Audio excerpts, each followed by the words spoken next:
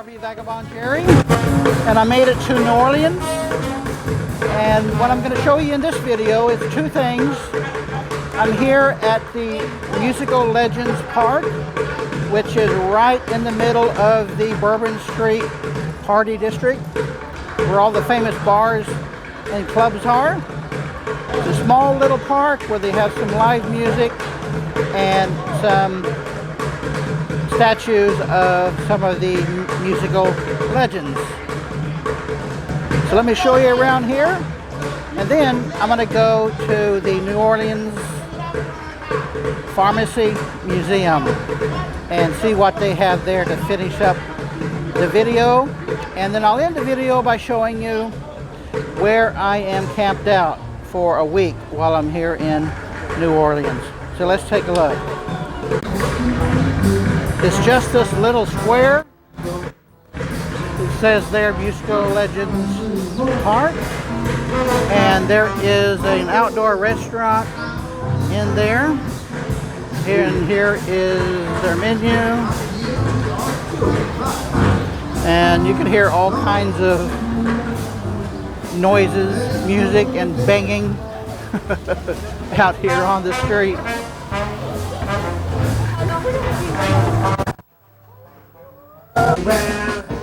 There's three. Got all these beautiful gifts. You see what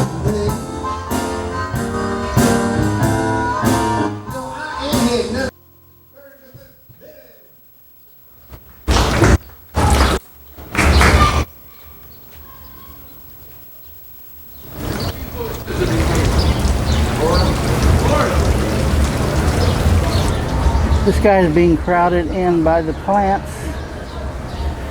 And here is Ronnie Cole. I'm not familiar with him. Got a little piano he's standing on. This is at the Outdoor Cafe Viognier, I guess it is. Live jazz, rhythm and blues.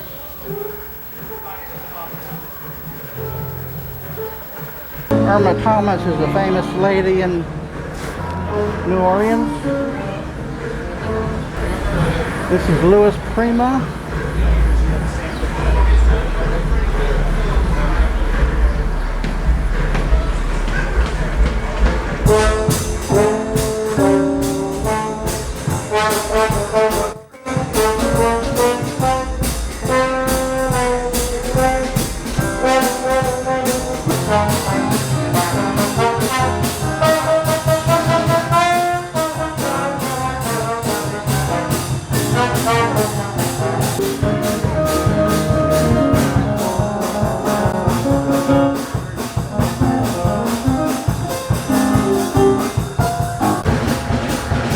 Well, this is a nice place to come for some free music.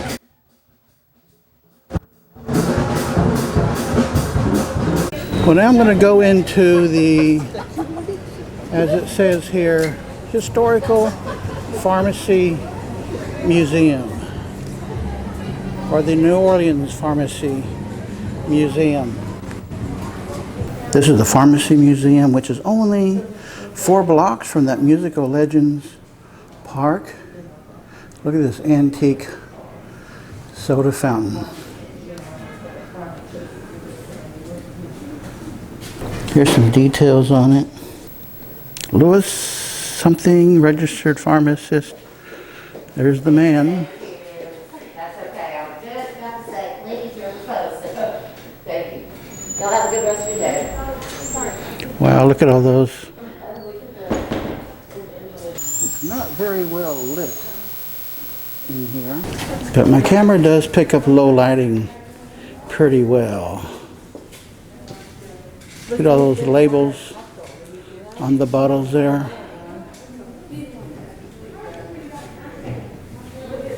Man, the whole wall is lined with them. At one point, you didn't even need a prescription.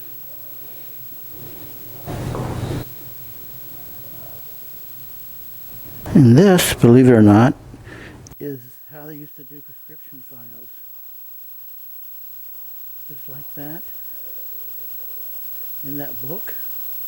It's an open book. There's a grinding bowl. And this is the desk where they put all the prescriptions together that need some special treatment. And now we're going outside to a courtyard.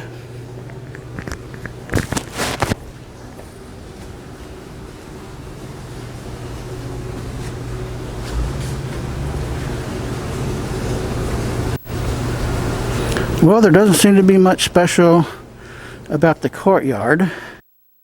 They got a nice old fountain here. They've got some old posters here. A cure for what ails you. And here's a poster for the Pharmacy Museum. And St. James Infirmary Jazz Band. Well, I bet you can't guess what kind of machinery is this. It is an alum grinder. This is on the second floor. And it's got everything from little tiny bottles to bottles that are like a few gallons.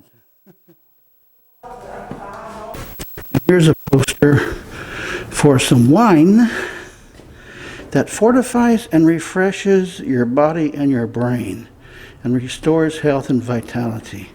Now that's got to be a good wine.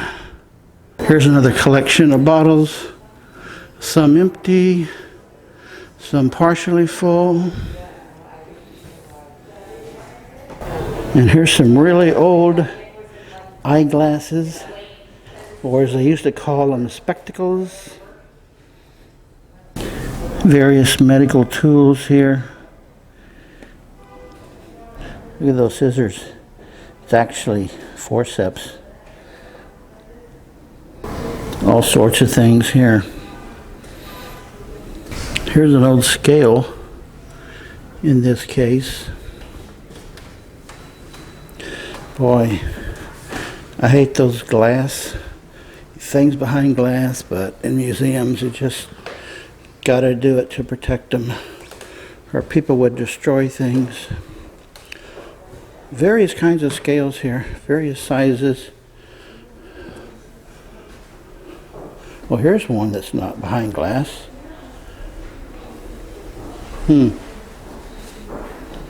Sometimes these signs just don't work. And here are some historical pharmacy bottles. Nice case with all these drawers.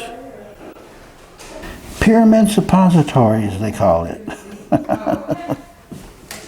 Now here on this second floor, they have a really nice bed with a big canopy on top of it.